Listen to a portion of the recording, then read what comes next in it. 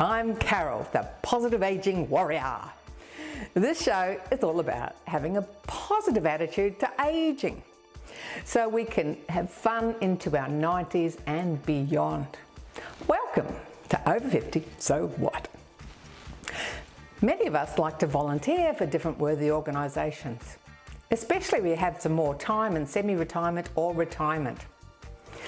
Some of you watching may be interested in history and supporting our historical buildings. Today we meet a volunteer looking after the Melbourne Fire Services Museum and get a reminder about keeping our homes fire safe. For newcomers today, please join us in the 5-minute fitness routine after the break. You'll feel better afterwards. Lastly, we're going out to play golf. Doesn't matter if you've got a bad back or mobility issues, you can still get back into golf or even consider giving it a go if you haven't tried it before.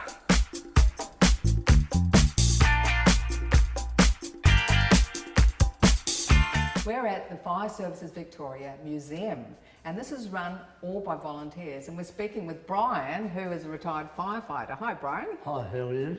Now we're in the hub. This has been going, all the 000 calls have been coming here since 1927. Can you tell us? Well, this originally was the hayloft, and below us were the horse stables. In 1927, most of the horses had gone out of service and vehicles had come in. Melbourne was expanding, they needed more room. They brought the watch room up here and opened up here in 1927. It has the senior board behind me, which all your 000 calls came in. And around the wall, we've got a series of private fire alarms and street fire alarms that covered the area of Melbourne, top end of the city of Melbourne. What happens when the alarm goes off, what happens in the watch room is this clock will come around, the flag will pop up indicating where the fire call is. The firefighter in here will plug in the fire phone and test there's nobody on the fire alarm for a test.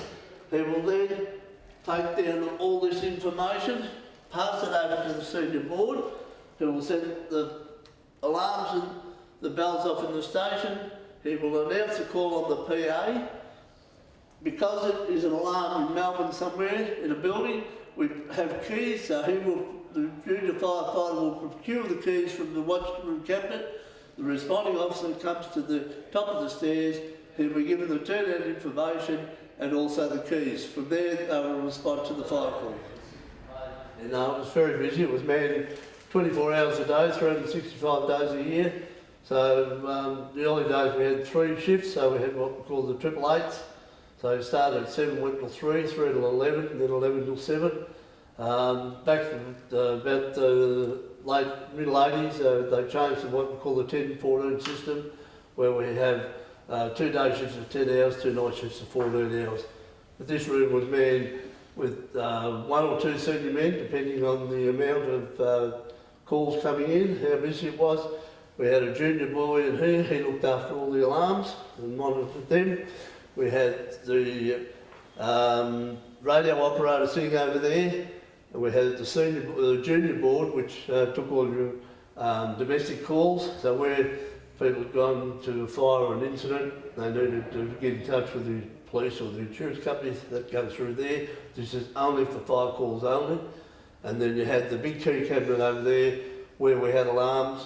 In businesses, we always asked for the keys, so that if we got a call in the middle of the night, we had access to the building to check why the alarm had operated. What we've got here is a simulated fire alarm that could be in a building somewhere in Melbourne. And if there's a fire, in the event of a fire, what they would do is they'd come up, break the glass, which would set off the alarm. The internal part, plunger would go through, hits there, that sets off the alarm at the fire station.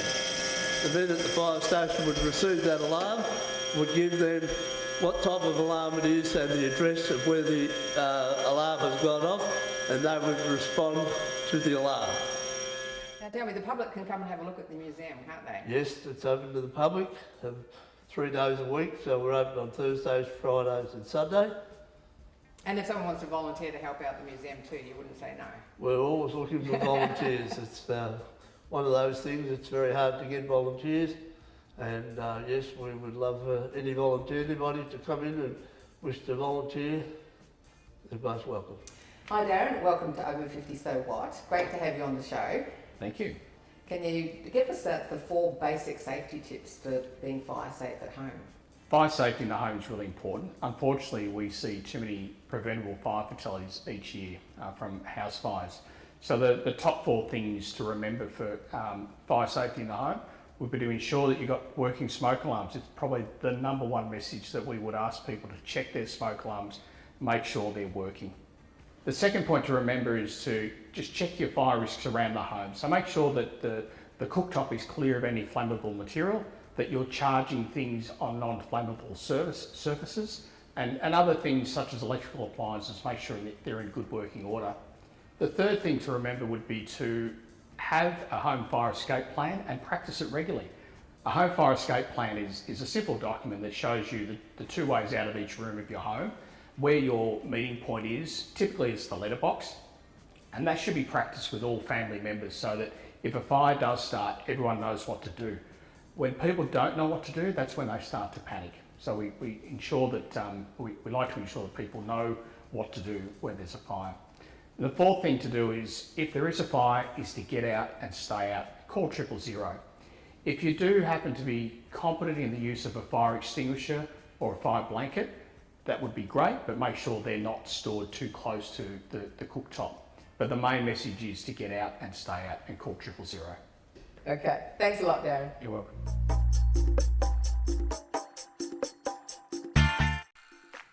Thanks for watching our TV show. Be sure to hit subscribe and then you'll never miss an episode. Jump on Facebook, join our group, get in on the fun, fitness, wellness and inspiration. I'm Carol, over 50. So what?